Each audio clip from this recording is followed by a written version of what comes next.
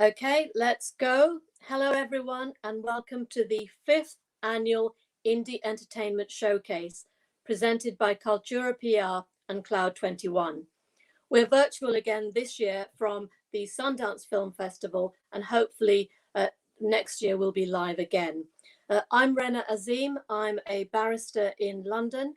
I'm also a freelance film journalist, and I've written and produced 4 short films. So I have a very small inkling of what it's like to make a film, the challenges of it and the rewards. But you're going to hear today from people who are far more experienced than I am. We've got a really fantastic panel of both renowned filmmakers, actors and actresses, and also up and coming rising stars of the entertainment industry. Before I go any further, we're going to have a panel discussion, but at the end of that, we would love to have questions from you. So please have your questions ready towards the end of the discussion. Now, we've got a lot to get through, so let me get on to our very first guest. Our first up is Ali Mahir Aksu. Welcome, Ali. Nice to see you again. Hi, Rena. Nice to see you. Thanks for having me. Ali is the founder and CEO of filmcapital.io and Auteur Academy. He's an international film producer, director, and entrepreneur. And because all of our panel are so talented, I'm going to have to read through all their accomplishments. But Ali is the executive producer of several groundbreaking projects, including the first ever Hollywood feature film to cast digital media talent distributed by Universal Studios. Film Capital is a community-focused Hollywood crowdfunding platform, and Auteur Academy is an educational platform to empower independent filmmakers. So welcome, Ali. As I say, lovely to see you again. We've talked before, but I hope that you're going to give us lots of positive news about film financing again this year. Yeah, sure. I can't wait. excited to hear from everyone. Great. And now we're going to see a trailer for one of your productions.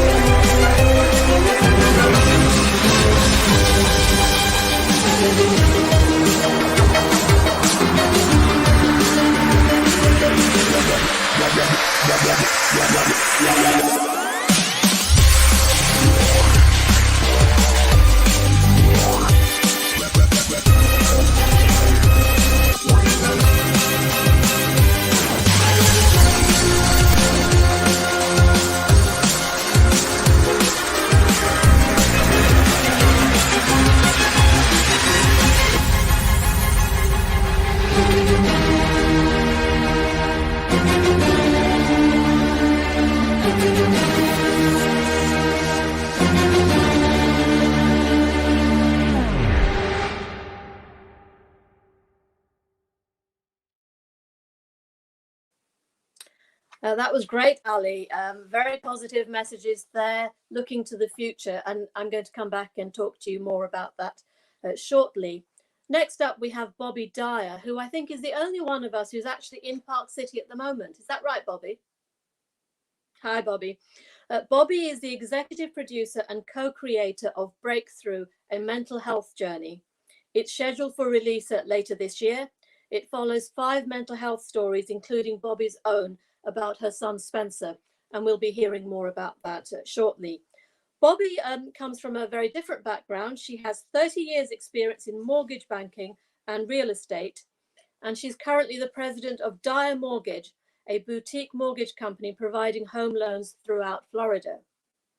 Since 2018, she served on the Federal Reserve REIN committee and is a Florida Tech trustee.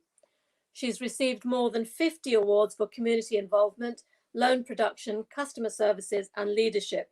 And she's written for top publications such as USA Today. Bobby, I'm tired just listening and to myself reading all of that out. Welcome this evening. Thank you so much, and greetings from Park City. Bobby, I think you're on mute. Can you hear me?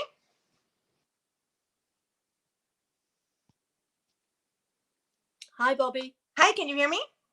Oh, I think you're still on mute, but we'll go to your film trailer now. There is no doubt in my mind there is a mental health crisis in the United States today. Alcoholism, drug abuse, gambling disorders, eating disorders, sexual addiction, just running rampant. Social media, instant gratification, high levels of hypervigilance and stress that society has gone in, political conflict. It's downplayed. People don't like talking about it. People don't think it's that important. People minimize mental health. It's not if you're going to have a mental health issue in your life, it's when. There's this tidal wave of brokenness and pain and issues that is coming at us in the field.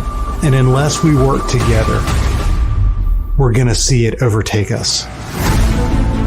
Healing is a journey. It's a process. It's a lifelong journey and process. Just like you think about your physical health and staying healthy, how many times do you go to the gym up here? Mental health is a journey.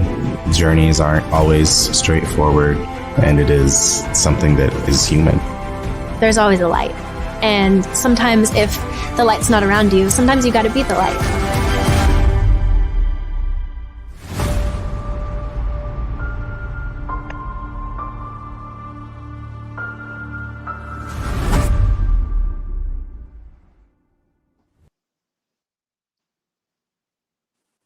Wow, that's definitely a film to look out for. Thank you. Next up is Anna Fishbein, founder and president of Exo Feminist Productions and Anterior Films. Anna is an award-winning star of stage and screen, a filmmaker, director, author, and actress. Again, I'm tired just reading all of the things that she can do. Her first feature film, Galaxy 360, A Woman's Playground, which she wrote, directed, and stars in, recently had its world premiere at the American Film Market. The pre-release version of the film played to packed houses at Cannes and Big Apple and was a finalist of the Sundance New Frontier exhibition. Welcome, Anna. Lovely to see you again. We'll speak shortly. My next guest is Wendy Morgan.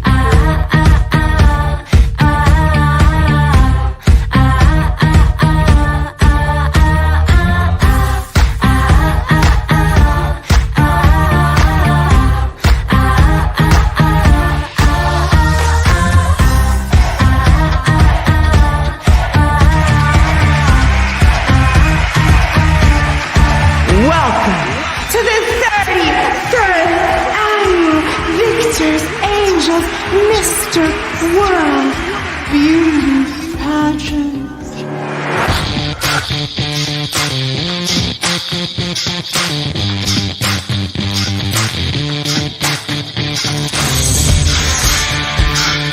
Some of the talent here is just smacking your ass. It's remarkable, to say the least. I think if you suck it in a little bit, suck it in, and then say Wolves. Suck it in. I know you're not A potato chip.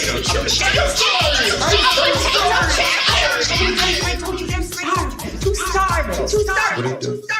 Last time you started this, you know what happened. You're doing it again. You're playing with my emotions. We know it's against pageant rules to flirt or sexually harass men or demand sex from them.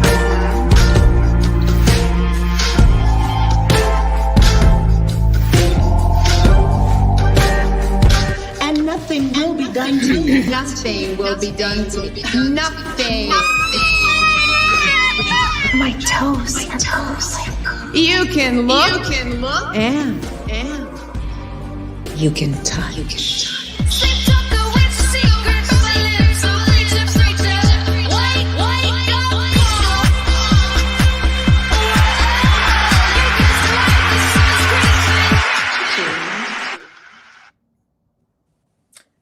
Well, you can see why it's been so popular. Anna will come back and talk shortly.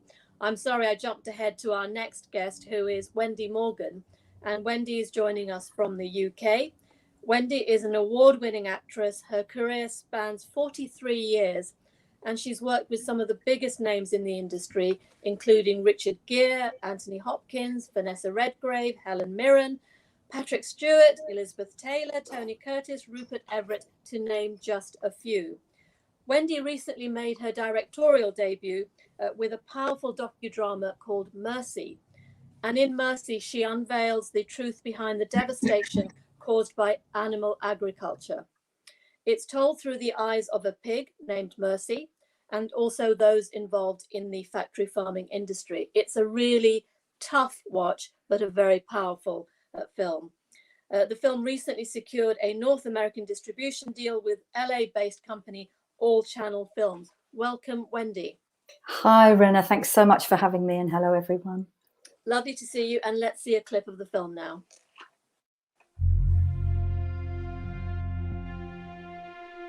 In court, the judges slowed their breathing, swallowed, bowed their heads and put their hands to their mouths as they viewed the footage. All of it caught on film. It was a long fight for it to be allowed as evidence. Eventually, it was. 3/4 of the world's new and emerging infectious diseases come from animals, mainly from trading in wildlife or from factory farming. And it's my fault. I'm responsible. I've got a job to do. I've got a family to feed. I'm the consumer, paying them to do my dirty work.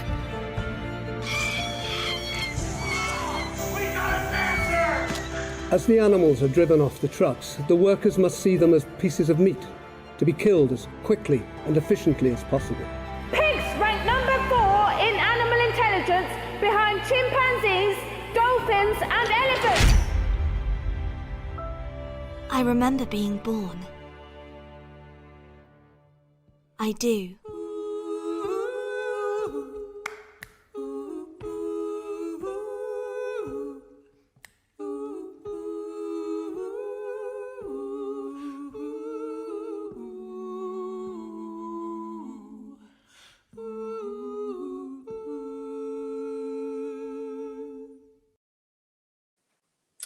Very strong stuff there from Wendy, and we'll come back and talk about that shortly. And finally, I'd like to introduce actor and filmmaker Angelo Reyes. Angelo's acting credits include Hillbilly Elegy on Netflix, comedy crime drama The Bill Collector, HBO's The Outsider, and the 2013 drama thriller Killing Kennedy. Now Angelo is exploring his skills and talents as a director.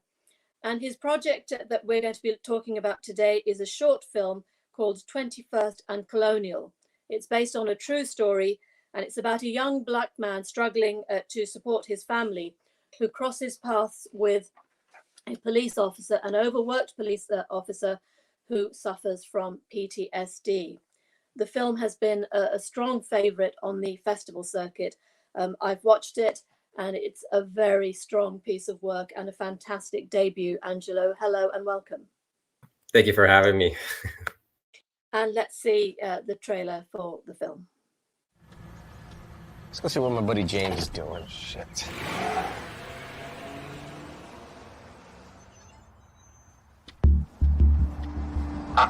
Hey, James, my brother.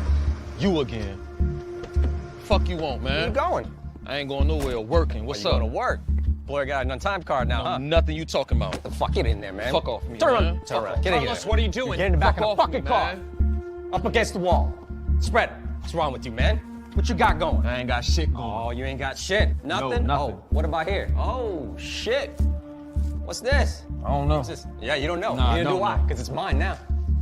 Thanks a lot, James. Yeah, whatever, officer. See you next time. What the fuck was in the fucking car? Stay out of trouble, James. Hey, you stay out of trouble too, officer.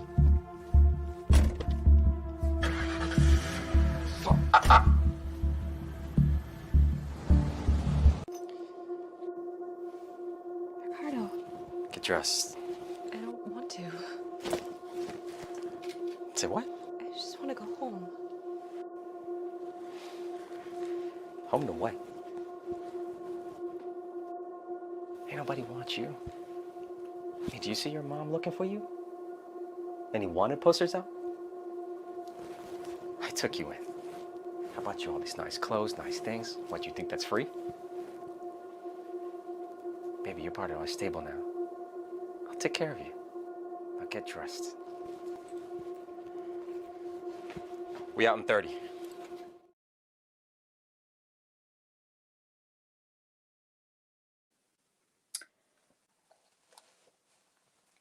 Wow, Angelo, can you hear me? I can hear you. Yeah. Angelo, I'm going to start with you, even though we've gone in the different order. Very powerful debut, a very powerful film altogether. Before I come to the subject matter, how are you finding the transition from acting to directing and, I believe, producing? Well, thank you for having me here and everybody on this panel. It's always great to see everyone. Yeah, so it's been pretty interesting. I think going to behind the camera, believe it or not, has made me a better actor, and as an actor, has made me a better director. So I could see both ends. But it's been at first it was a little bit challenging just because of the fact that 21st and Colonial is one of my second short film projects that I did. Before that, I did Groom, which based on a lot of my projects are based on human impact stories and some based on true stories. That one is based on human trafficking back in Virginia as well. So a lot of this stuff has the same theme taking place in my personal area that I live in. But I learned a lot from the very first one. That as well, I was going back and forth as acting and directing. But my background is in creative production before I even started doing all that kind of stuff. So I was doing designing, producing, creative designing. So I kind of had that little bit of an experience in trying to develop something, but at the same time, being able to be in front and behind the camera and manage the whole entire team at the same time was a little bit of a challenge. But I like to rush. That's just something that keeps me on my toes. And I mean, it's a learning experience and it's a long road, but I enjoy the journey. And it's a particularly grim subject to take as your film subject. And it's a subject that's in the news a lot. And I believe this story is based on a true events. Correct.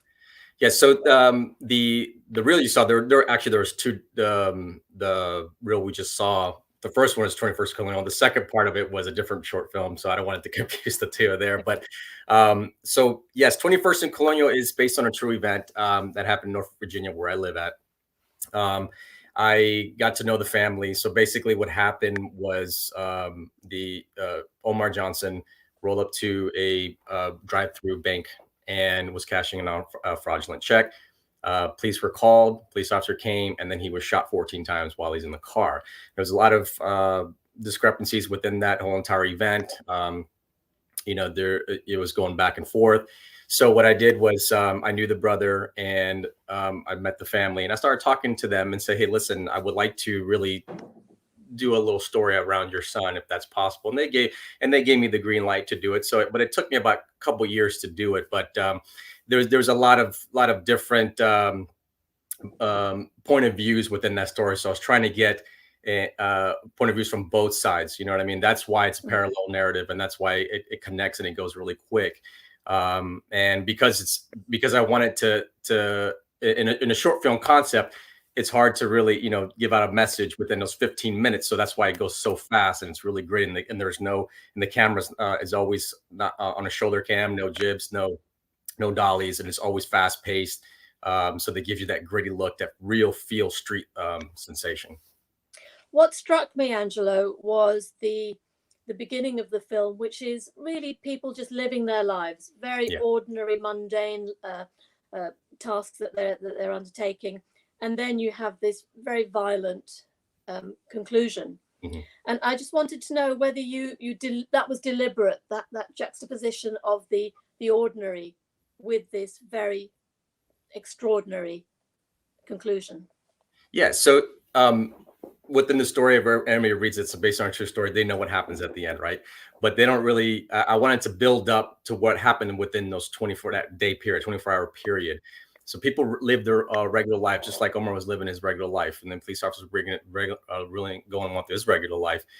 The choices that you make within those matter of minutes or even hours, can change what happens at the end of the day. And just like when you wake up, you don't know, what's going to happen to you that day. Anything can happen, right? So this here, I want to show how human they both are, right? There was no intentions of both of them to do what happened at the end, right? So, but to get to where they wanted, they were cutting corners. You know what I mean? The officer didn't want to get any help. Omar Johnson, he thought he was doing what he was doing right. And he wanted to cut corners to get to that main goal. And sometimes when you do that, you do have problems that go in front of you. So, but I wanted to show them that they were both human. You know what I mean? And then people make mistakes, and the choices that you make has consequences. And clearly, there's a bigger story to be told. So, is the plan to make a feature film? Yeah. So the short film was a concept part of my development packet. So I had another visual. So absolutely, I had written the feature film before I even made the short film concept. But the end game right now, the goal after we go through the short film circuit, then the next plan is the full feature length film. And looking ahead to the future, Angelo, who are your inspirations in the directing field and the style of the film that you want to make? So with that one, I guess it really depends on the type of story I wanted to tell. Using 21st Colonial as an example, I wanted to have that gritty feel, the gritty look. So I looked onto Kathleen Bigelow, which from Hurt Locker. If you saw a lot of her movements are really quick, no jigs. It's always on shoulder cam, so it gives you that real life feel. And I usually mix in a little bit with the 21st Colonial. You saw it has a real close-ups, and so I go back to the some older greats like director Leon Sergio. Sergio de Leon. So he does those major low close-ups to the face. So it really depends on the story that I go with. But those are the people that influence. I always look back to the old ones and make it my own. And one final question, Angelo, whose career would you like to emulate? Well, geez, that's I kind of look and see. For I'm an actor first and foremost. That's my first love. I started directing and producing so I can develop stories that I think that I want to tell. So I don't know. It's interesting. I don't really have someone. As an actor, I always look at actors like Christian Bale. You know what I mean? Those as a director, I like directors like Catherine Bigelow. I watch her stuff and see that kind of the kind of style she has. So I like those type of styles. So I don't know. It's always a mixture. Well, we look forward to seeing you receive your Oscar then, like Catherine Bigelow. Yeah, I appreciate it. Thank you. Bobby, I'd like to come to you next, please.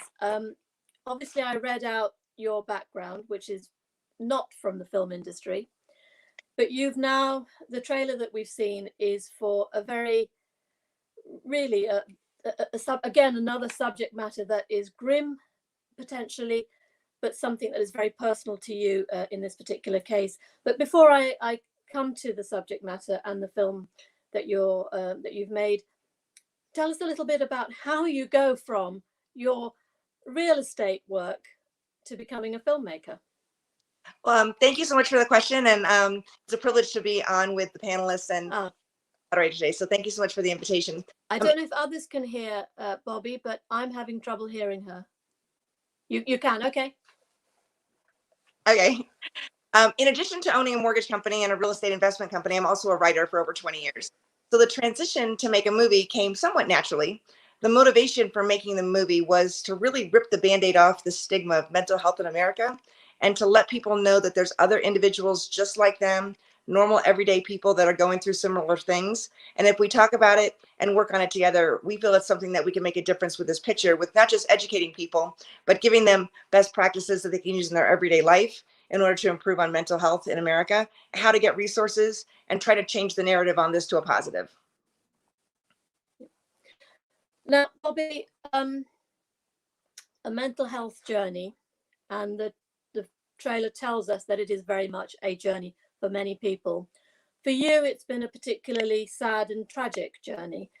And if it's not too difficult, could you just share with us the thinking behind what made you come to this particular film? Sure, of course. That's a great question. So my son struggled with mental health on and off since he was about 10 years old. And he would do better for a while, and then something would happen. He would slip a bit. Unfortunately, he made a bad decision after having some anxiety and some depression that he chose to self-medicate one day, and he accidentally came into contact with fentanyl. He came into contact with something and took it, not knowing what it was, and he died almost instantly. And as a parent, when it's your only child, nothing prepares you to lose your only son. Someone's asked me before, what's it like whenever the police are at your door and they tell you that your child's gone? And I say, pour gasoline on yourself and light yourself on fire, because that's about what it feels like. So this was an extremely personal decision for me to make this movie. And I was blessed with the co-creator, Josh Painter, and my other partners, Joshua Adams and Justin Snyder, that the four of us came together and said, this is an important story to be told. I didn't really want the documentary to be all about just my son. I wanted it to include several other different stories. So we actually follow 5 stories. We follow a gal with an eating disorder, a gal that was assaulted and how she came back from that, a gentleman with PTSD after serving in the military, and a professional athlete. Thank you. Again, I hope that everyone else can hear you, because again, I'm having difficulty. And I see Wendy nodding. Are you saying that you can hear her? So I seem to be the only one who's having this problem. Let me see if there's anything I can do at this end. No. I can hear you, but very faintly, Wendy. Mental health is a subject that can be off-putting. People can feel that they've got fatigue about the subject. And I just wanted to know from you, because of what you've just said, why it's important to keep shining a light on it. Absolutely, that's a great question. I feel like the fatigue is really coming from people being tired of not getting help and the resources that they deserve and that they need. I think that we have to change the narrative on this to turn it into a positive. And like I say in the film, it's not if you're going to have a mental health crisis in your life, it's when. So the fatigue of being able to be have lack of resources, the fear of helplessness, of not being able to know how to either help yourself or somebody else, that fatigue has got to go away. And we have to replace that narrative with something positive and show people, just like any other treatment you would get for cancer or a broken leg, this is no different. So our goal is to change the attitude on this, to get an open discussion on it, and to provide best practices for people to help themselves and help others. And how helpful, if it was the film, the making of the film, to your own healing journey? It probably was the most therapeutic thing that I did. At first, I'm not going to lie, there was a lot of tears and a lot of doubting myself if I could even do this. But then I knew that my son Spencer would want the story to be told. He always encouraged me to pursue my writing in addition to my mortgage company business. And I'm doing this in honor of him and to shine a spotlight on the struggles that people actually have, but also to make a difference and to show that things can turn around. People are not alone in this. And I know we've heard that tagline before, but I think when you see our film and you see 5 people that are just like you, they're all different races, religions, backgrounds, and ages. And when you see that the person down the street has gone through something similar to you, it gives you hope that you can do that. So for me, it's really what's kept me going for the last 2 years. And it's been a great way for me to direct my energy into something positive. And I'm grateful for my 3 partners on the film. Thank you so much, Bobby. It's a really important film to look out for, and I really look forward to seeing it. Thank you so much. Can I move on to Anna now? Hello, Anna. I just unmuted. Okay, good. Yeah. Now, Anna, we've spoken about this film before. We have. But this is a new version. The trailer is a new one. Yes. And what struck me both last time and this time is the color and the vivacious nature, the fun of it all. And playground, of course, in the title suggests fun. And there's lots of that in the film. But there is a more serious idea behind the film, isn't there? So yeah. Can you tell us about that? Yeah, so I basically took our world, took us to 2195, and imagined what it would be like if women had all the power.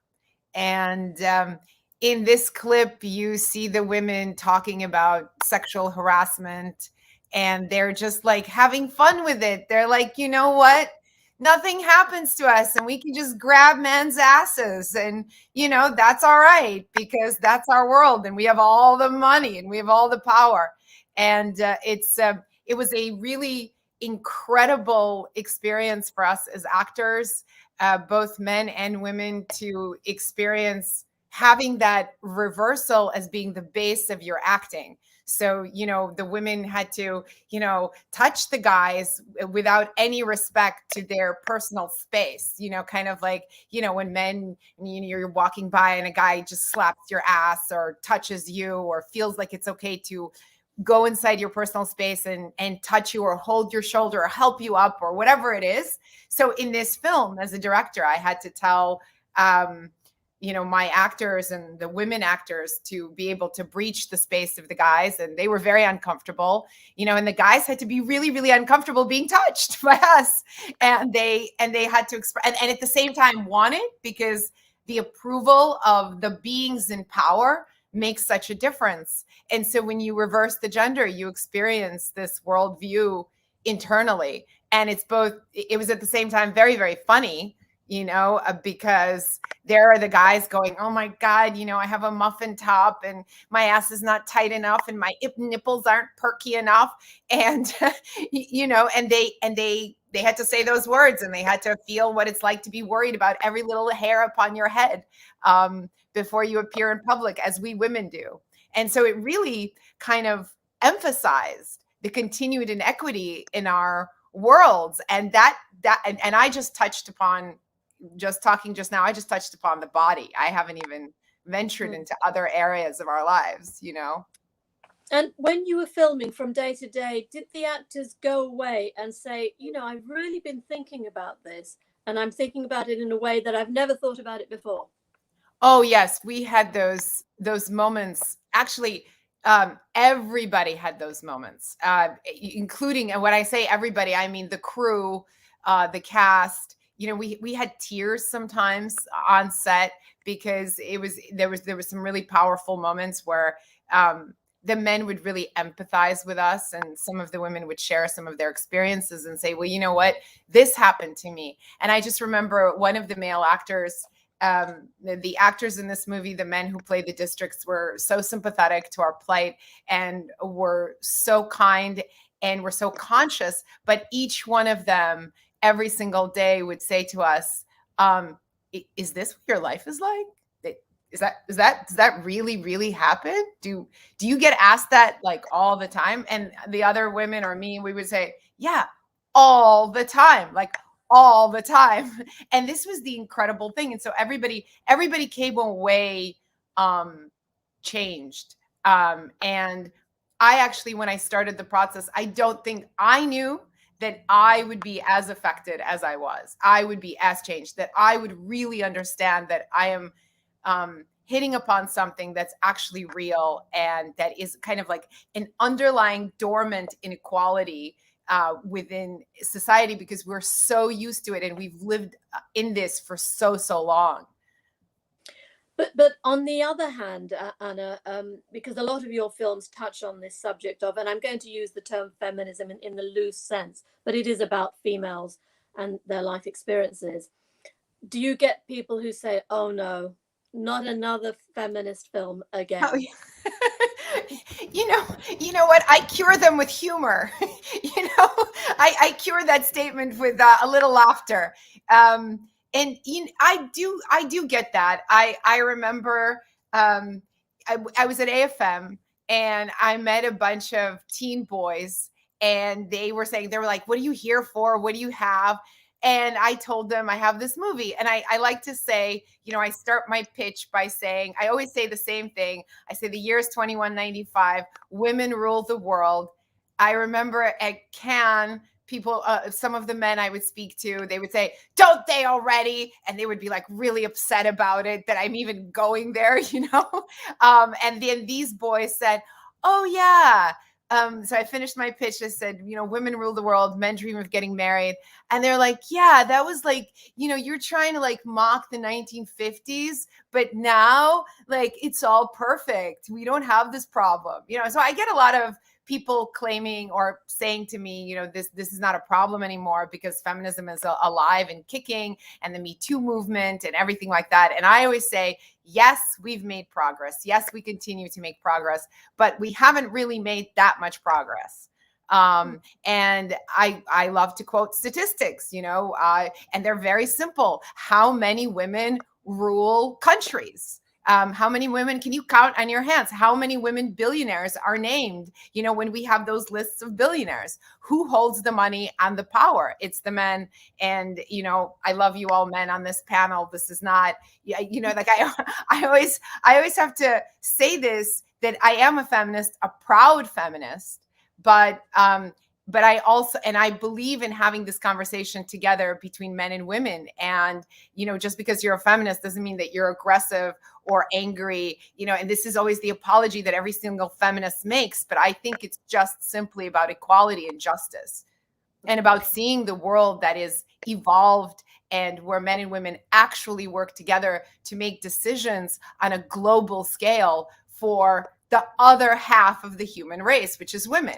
And we're so used to living in a world where we're not part of the global decision that we don't even notice it anymore, that we have to apologize for calling ourselves feminists. It's like the John Lennon song, isn't it, where he starts for the other half of the sky. Exactly. Exactly. Angelo, I love that. I asked Angelo and Bobby about the subject matters of their films, which are very the subject matters that people generally don't like to address. And you're dealing with a subject matter, as we've just discussed, that some people can find difficult. But the fun and the color and your filmmaking makes it very accessible. And again, the same question that I asked Angelo, I want to ask you, who has inspired your filmmaking and the style of filmmaking? Well, I mean, I love so many different films and so many different directors, and I love serious films and I love really fun films. I love the movie Night at the Roxbury. I love a lot of comedy and a lot of slapstick comedy. And I have, I clearly have favorites. I don't know if I'm going to pronounce it. God, I don't know if I'm pronouncing Bar Lershman. Okay, no, I'm not pronouncing it right, so I'm just not going to say it. I was going to say a director's name, and then okay. So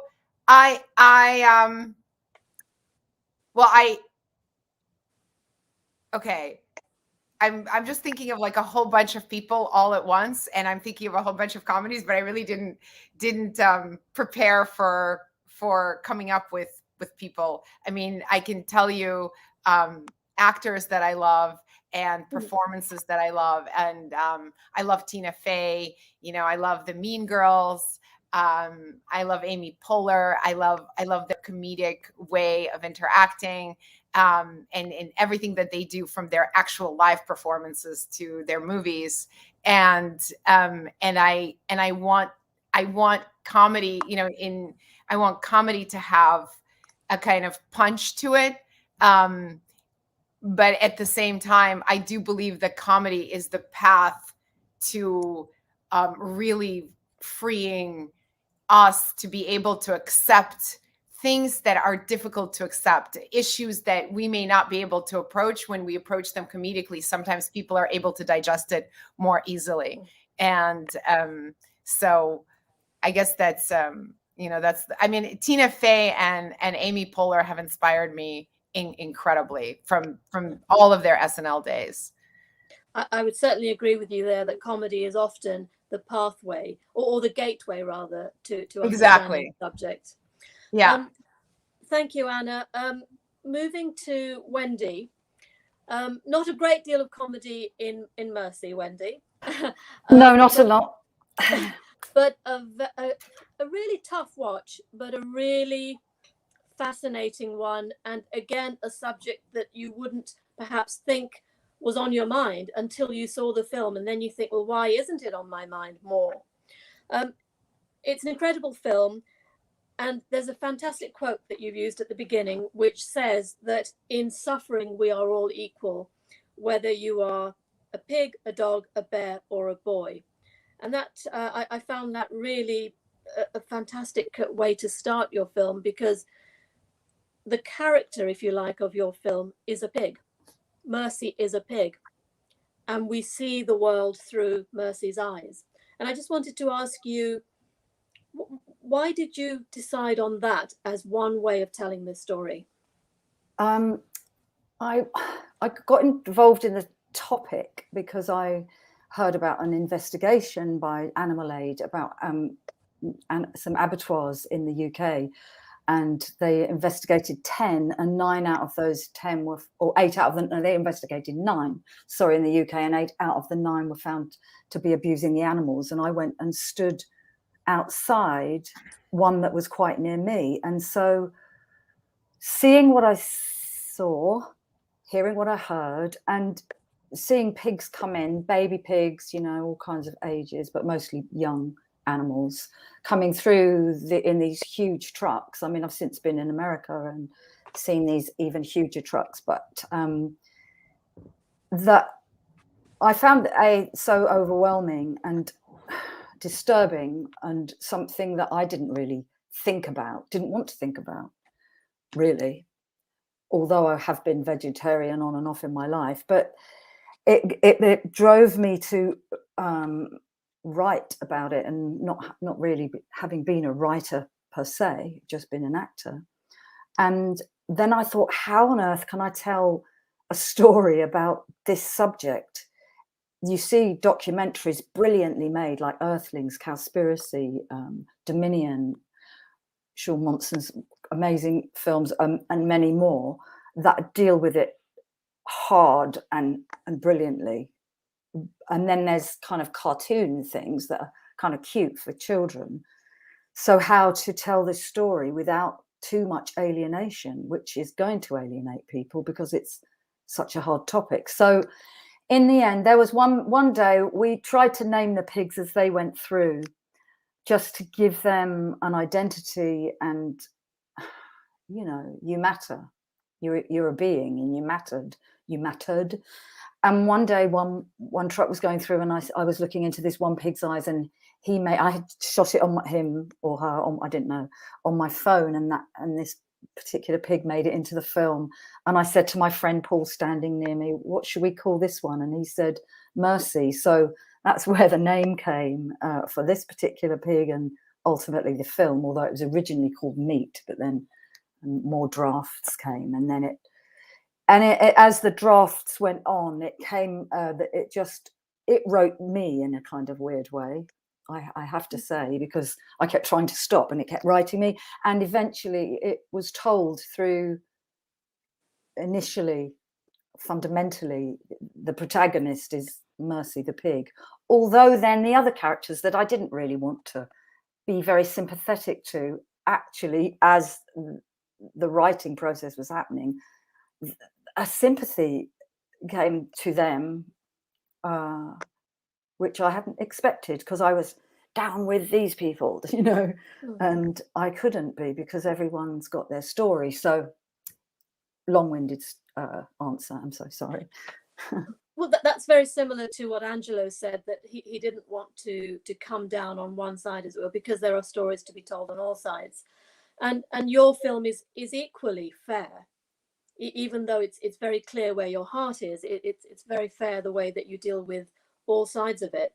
But it's a very difficult subject to take as your first directing experience, isn't it? And what were the challenges that you found? Because like Angelo, you've also moved from acting into directing. I don't think sorry, go on. And I just wanted to ask you what challenges and rewards you found. I think I've moved swiftly back to acting. I don't think I ever left, but the challenges were that I was driven to do it in the first place, because that took me out of all of my comfort zones. As you said earlier, how long I've been in this industry, like 45 years actually, and so that's what I know. So to write, then direct and produce, then edit, took me out of every single comfort zone that I had, and then having to try and find budget for it, which we never really fully did, significantly. What was it? Remind me the question again. It's the challenges and the rewards, because Right. You've been an actress for many years, and I've read out the kind of people that you've worked with. So you've been at the very top end of the acting world. Well, so how does this compare? Well, having been on such brilliant sets, I guess I osmosis just sucked in all the brilliance of not me being brilliant, but watching brilliance, being amidst it, gave me an idea how to do this without really knowing that I had an idea how to do it, if you see what I mean. So I didn't really know that I did. I just had to do it. So the challenge was not knowing, but then finding that somehow, you know, here I am chatting to you guys and being amidst all these amazing filmmakers, you know, and having made a film. So it's a challenge that I've got this far for sure, and the upside is that I've got this far. So it's a double-edged sword. It's quite amazing to me that to have got to this point, really. You've screened the film at festivals. What's been the response from people who are sympathetic to the subject matter? Mostly, and maybe those who aren't so sympathetic. Right. Mostly people cry. There's a lot of crying at the end, so people can't really speak very much at the end. And from people that have come, that have been, you know, hard, like families within that industry, have seemed to say to me, I think I'm going to try and not do this. I'm going to try and not at least eat that animal, or, you know, they've felt it's kind of connected with them, which is amazing. And have you come up against anyone from the meat industry, if I can call them that, who've said, no, you've got this wrong? No one's said that yet. Good. I wait for the knock on the door. Well, I researched it very, you know, it's taken 11 years, well, since 2011, really, to get it to here. So pretty much the facts are the facts, because it came from a real court case and then all the research from it. But no one has as yet. And having completed the film, what was it that you learned, both about yourself as someone who's taken on this challenge and about the industry that you were looking at? I thought that by the time it ever would reach anybody, which, you know, that's been 11 years, that it would be obsolete. We wouldn't have this problem, and it's still the same pretty much, apart from now we have CCTV in the UK. I'm not sure about all of lots of other countries, but not independently monitored. So what was it? Remind me again what I'm doing. Well, you've told us that it's still a very relevant subject matter. Yeah. And what did you learn about yourself? Because you said that it was taking you out of your comfort zone. I guess I learned that I could be strong, because there were many years of dark nights of trying to make a film and not having enough funding to get somebody to edit, somebody to do all these brilliant, you know, all the difficult jobs that are skilled, and just to keep going. I guess the resilience that I had just to keep going and not stop. So I didn't know that, I guess not quite to that level though. Thank you, Wendy. We'll come back and talk Thanks some for more having in a me. moment. But Wendy, your answer leads me very nicely on to Ali, because you talked about financing and not always having the money. Ali, we've spoken before about the financial side of independent filmmaking. Broad question, what are the challenges generally for financing indie projects that you've come across over the years?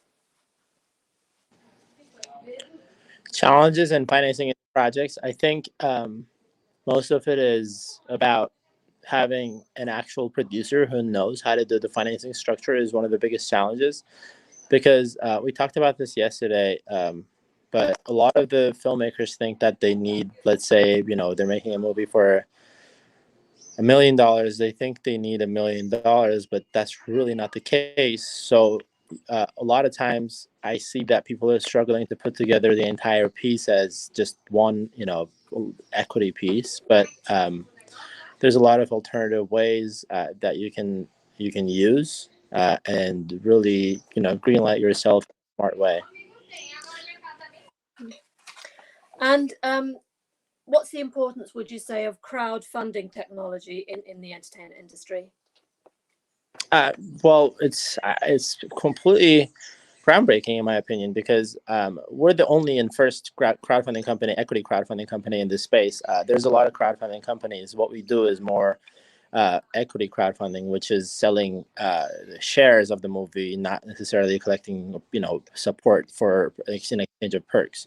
So when that happens, then you get a lot of, you become really familiar, you become really similar with the startup industry, and Hollywood almost looks identical to the startup boom of 2004, 2000, and early 2000s in the Silicon Valley. So before the pandemic, we didn't have as many streaming platforms, and after the pandemic, now we have more than 420 new streaming platforms. That opens up the entire industry. That unclogs the entire pipeline, right?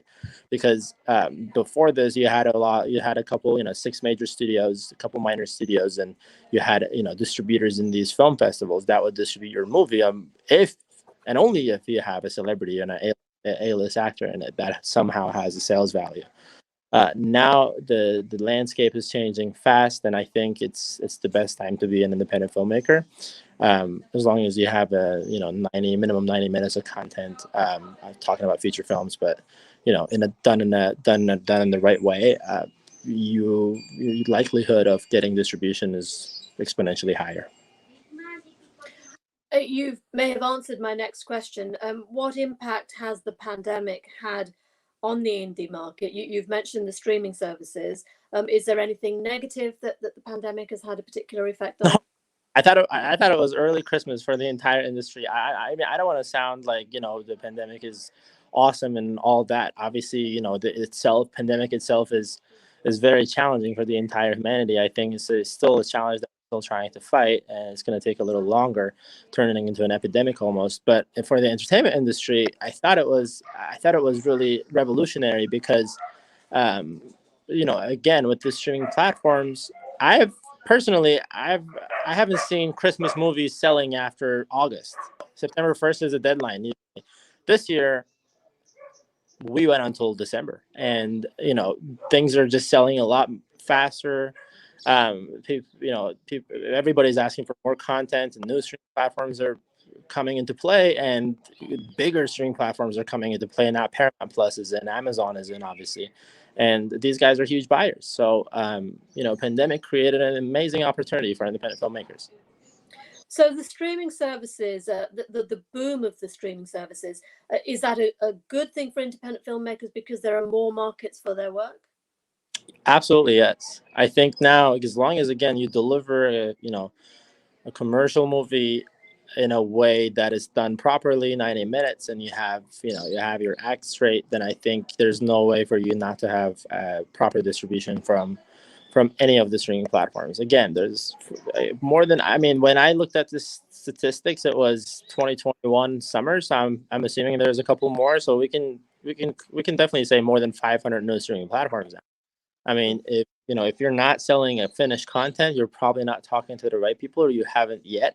So I think just going around and asking more people about these opportunities, about sales opportunities, is a great idea.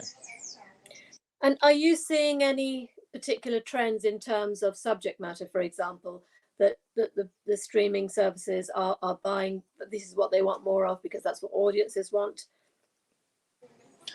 You mean genre? Yes.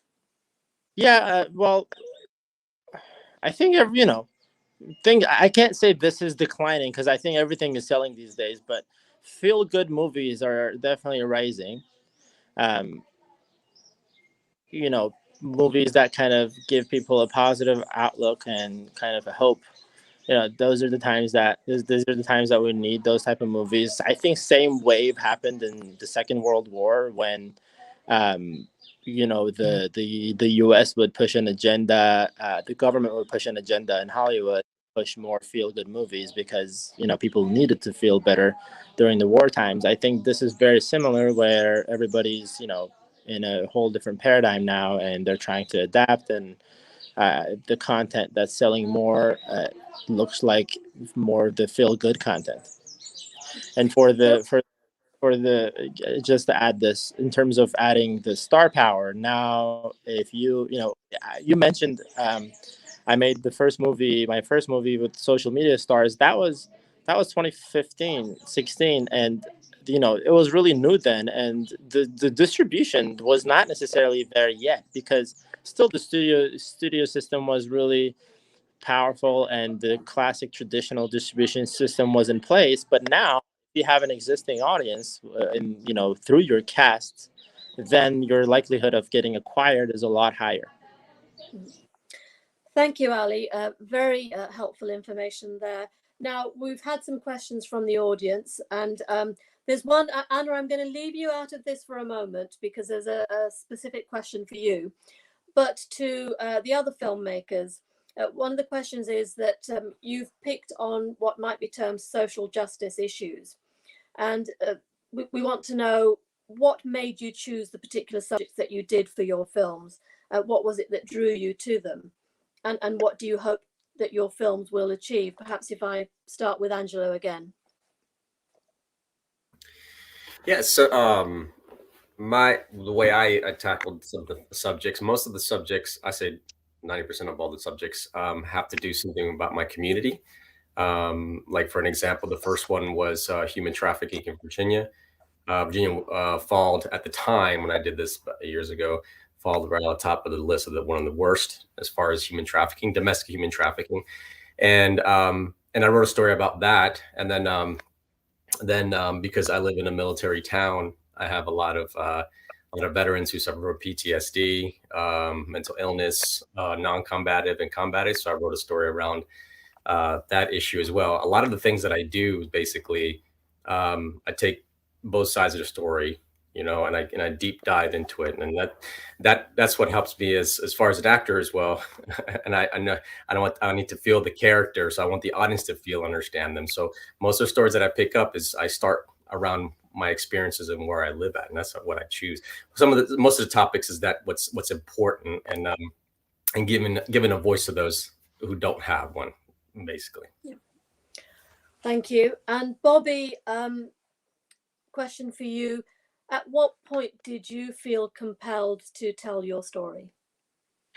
A couple of months after my son died, and I realized that other people around us have similar issues. And I thought if we can put a nice spotlight on it and show the beginning, the middle, the end, the good and the bad, I thought people would really relate to the movie. And I think that the stories that are told will resonate so well with such a wide cross section of America that even though some of the subject matter is difficult, most of the stories have a very positive ending. And our primary goal also with the film is to educate people. We come up with things, for example, of saying, instead of just saying to somebody, "How are you?" Everybody answers fine. Say something like, "Tell me how you're doing." So the subject matter kind of came to me as far as the mental health issue. And within a few months after my son died, I felt like we could make a difference with this film. And that's why we decided to pursue it. Thank you, Bobby. Wendy, question for you on, again, the issues question that's been raised. In your film, you try and take lots of different points of view. How important do you think that is for both your film, but films in general, to have those different points of view? For my film, I guess the same as all the others, but particularly I think the slaughtermen get a rough rap from some parts of the community because of the job they do, but they're also in this dreadful trap, and lots of PTSD, mental health issues exist in those environments. So I felt it was important to highlight that. Thank you, Wendy. Anna, I said I'd come back to you because there are some questions for you. What is the future for women in film? A lot of big questions for you to answer. What do you see as being the future for women? Where do you think women are going in the industry? And how do you break the ceilings? Okay, so yeah, this is an incredible question. I definitely, and I appreciate the person who asked it. I definitely think that we're making changes. Women are starting to, there are many more female directors now, more female producers, but I think that going forward, it's so important for women to be in leadership positions. It's so important for women to be the ones raising the money, to be the ones who are calling the shots. It's so important for women to become the producers, the executive producers, the ones who are deciding on what content is out there, how that content is presented, and basically the showrunners running the show. And I think that that's one of the critical ways, and also obviously behind the camera, more female crew members, more female cinematographers. And I think that we still have ways to go, especially when it comes to funding and to being the ones who are truly in power, so that when you're pitching your show not just to male producers, but also to female producers who are interested in the nitty-gritty of female lives and female emotional worlds. And I think shows like Yellow Jackets, which I am totally obsessed with, I think is breaking gender stereotypes. I loved Mrs. Fletcher, which was with Catherine Hahn, and it was amazing because she embraces sex. And one of the ways that I think we have a long way to go is where women are embracing sex on screen in a way that men have embraced sex on screen without any apologies, without any fears, without any prudery. And just saying, when they wanted, how they wanted, and this is what they want, without apologizing for it. And I think that that's part of the power game. Part of it, it's all interconnected. It's all interconnected with feminine power and feminine empowerment. And people talk a lot about feminine empowerment, but they don't talk enough about sex. And I think they should talk more about sex just overall in general when it comes to women. And I think that's, the question was how to break the stereotypes. And I think that those are the two critical ways. Money and sex, money, power, and sex. We're back to music, Anna. Salt and pepper. Let's talk about sex. Thank you, Anna. Bobby, a question for you, because there's a lot of interest in your film. What are your plans? What are your future plans for the film? Will it be showing at festivals, distribution rights? Anything that you can tell us at this stage, please? Thank you for that great question. We are currently looking for a distributor on the film in order to be able to have it shown either on a streaming service or something similar like that. And our long-term goal is to also have it available for colleges to use as educational material for freshmen. Most colleges require that freshmen take a life skills class. And so we've actually created a workbook around mental health and tied into the movie so college students can also learn best practices themselves. And then my ultimate long-term goal would be, I'd love to turn it into a TV series. I found and interviewed enough people to come up with about 20 compelling stories. Women with postpartum depression, people that have a terminally ill child. There's so many compelling stories out there, all related to mental health, but also to mental wellness, because my goal is to change the narrative on that to turn it into a positive thing. So hopefully we'll have a streaming deal and distribution deal soon.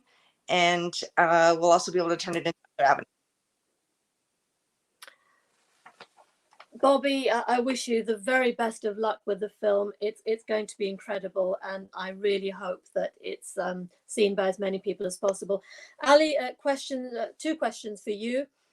Where did the idea for Film Capital, what's first sparked the idea? And secondly, what is the first step for an independent filmmaker when they're looking at financing a film? The idea came from my own experience in film finance. I worked with a couple companies and film financiers, and I saw that there's a huge gap for independent filmmakers, because I would be approached in the film festivals by independent filmmakers, and sometimes I'd be heartbroken because I would love the story, but we wouldn't be able to help. And that's why I created Film Capital, because it's the first crowdfunding platform in Hollywood and the equity space, and I think it's just creating a lot of opportunities for independent filmmakers. So, Ali, you're breaking up a little bit for me. I don't know if other people are having problems as well. Yes, everyone's nodding. Okay. Yes, Is it better? It's better for me. Is it okay for everyone else? Did you want to say something else and then? Where did I lose you? Halfway through the last bit that you were talking about your company and why you set it up.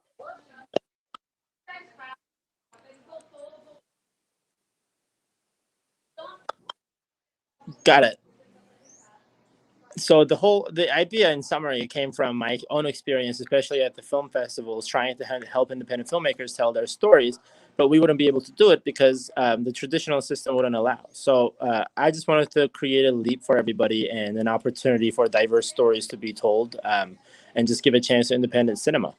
I think it's it's the core of what we do, and I think the traditional systems are kind of taking the fun away. So not in a I'm based in a movie studio. I love the studio system, but I think like now that we need more content with the new demand, then might as well just supply it. That was my idea with Film Capital. For your second question, I think the best way to start is to create a budget and understand how much you need to spend, and then pick the location where you need to shoot the movie. And I'd recommend the location. I think mediaservices.com is a great source for you to understand which states within the United States offer the most suitable tax rebates or credits for your movie.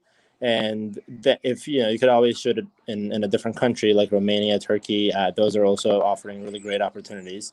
And then once you figure out how much equity you need to collect, then it's time to either get a really good talent and then get pre-sales through your distributor, or start knocking on the door with your story, whether it be VCs or institutional investors, family offices, high net worth individuals. I think you just have to go ahead and start scouting. Before all that, if you need to solve it all at once, that's why again we created the platform for investment platform. So you can kind of find your online audience and start collecting already, because I think the most important thing in raising money in general, not only for movies, is momentum.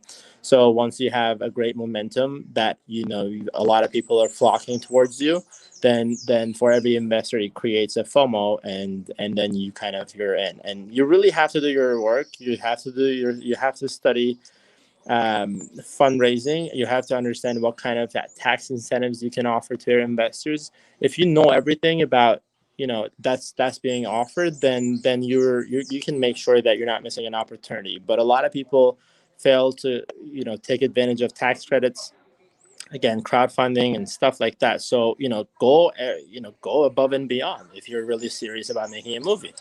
I think that's the biggest source. And again, when you're talking to investors, if you're not passionate, if you have a very lower tone, and you're just pitching something like this, and then people won't get excited. If you're excited, if you're passionate, then people will get passionate with you. Those are the things that I'd recommend. Fantastic advice. Thank you, Ali.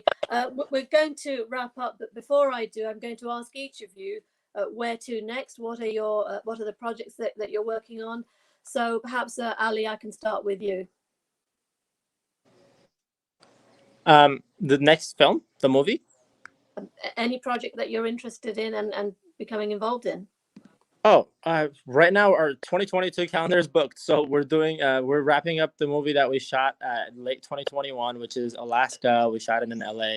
And we're getting into production now for another feature film from a really talented director from Portland.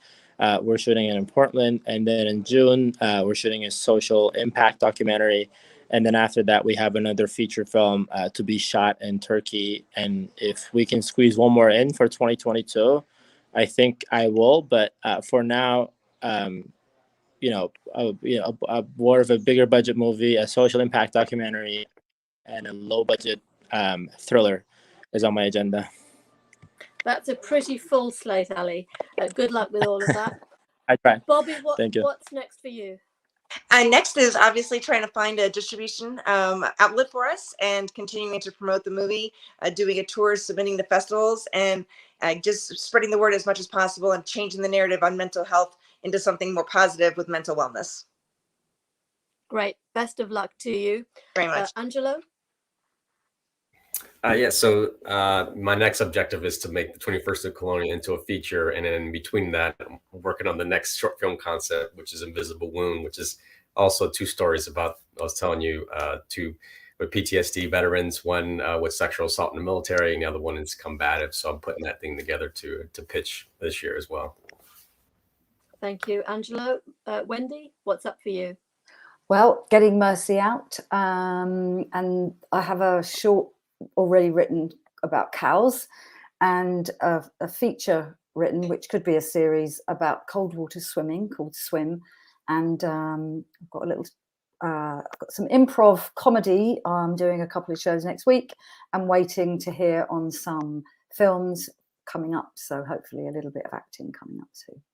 The cold water swim seems to be a big subject at the moment. There's a TV series on at the moment. So right. Yeah, very popular. Yeah. And Anna, what's coming up for you?